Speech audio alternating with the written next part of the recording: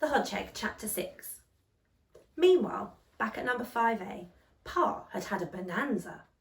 Sneaking next door and finding a full saucer of dog food and no sign of his neighbour, he'd scoffed the lot. He came staggering back, very full of himself and munchy meat, and he fell into a deep, bloated sleep. Ma woke him up just before dawn. "Pa," she said, "wake up! Max hasn't come back." Pa opened his eyes and saw her worried face and the three smaller but equally worried faces of Peony, Pansy and Petunia. "He's been gone all night," Ma said. "Oh, Pa, do you think something's happened to him?" Pa got to his feet. "I don't know," he said. "Don't fret, Ma, I'll find him." "But he could be anywhere. How are you going to know where to look?" And before Pa could answer, he heard a strange voice coming from the hedge that divided 5A and 5B. "Excuse me," said the strange voice, and out poked the head of his neighbour. Pa bristled, his spine standing on end. "It's that munchy meat," he thought. "He's found the empty saucer and he's cut rough about it. Well, I can play rough too. I don't like the look of him anyway, and if he wants a fight, he can have one. We'll soon see who's the better hog." But before he could think of anything to say, the hedgehog from 5B came out of the hedge again and said, "Excuse me." "Well," said Pa, "I couldn't help overhearing what you were saying."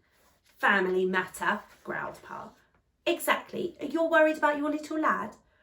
"Oh," cried Ma, "have you seen him?" "Yes, I have.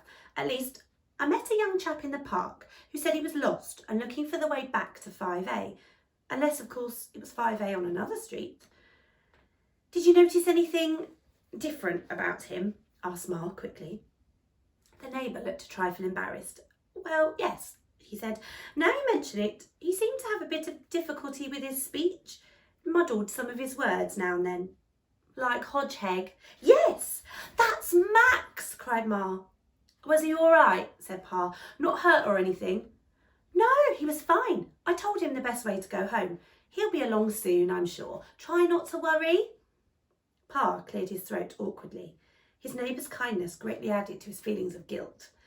"It's very decent of you," he said. "Glad to help. That's what neighbours are for." "Can we offer you something?" Ma said. "Bread or milk?" "Oh, no, thanks. I had a pretty good night's hunting in the park. Just as well. When I got home, someone had eaten all my munchy meat." And he looked directly at Pa, his eyes twinkling. "It was a cat, I expect." And he went back through the hedge. "Wasn't that nice of him?" said Ma, and Peony and Pansy petuniaed, and Petunia chanted, "Nice, nice, nice." Pa grunted. Part of him thought he should confess to the neighbour, but then another part of him, for he was worldly wise, thought at least the least said soon is mended. Life was full enough of headaches without inviting any extra ones. The same thought occurred to Max when at last he'd come to his senses. The door of the telephone box had knocked him out cold, and the neighbour from 5B had not noticed the still, small figure as he hurried across the street. "Oh," thought Max, "has the hedgehog ever had a more horrible headache? The last bang I got made me talk funny. Maybe this one's made things worse. I'd better try and say something." "Oh," said Max, "has any hedgehog ever had a more horrible headache?" Max considered this. It sounded fine. Suddenly he felt fine. Even the ache already felt much less. "My name," he said softly, "is Victor Maximilian St. George," and said more loudly, "and I have 3 sisters, Peony, Pansy and Petunia, and I live with Ma and Pa at 5A. And then he shouted, "And I am a very lucky hedgehog." And without thinking, without listening, without a single glance left or right, he dashed across the street, straight in front of that first of morning vehicles, a milk van.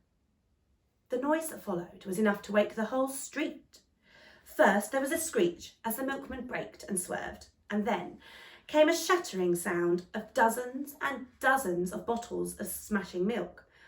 Last came the sound of the milkman's voice, cursing every hedgehog ever born, as he danced with rage in a sea of semi-skimmed milk and orange squash and grapefruit juice and fresh farm eggs.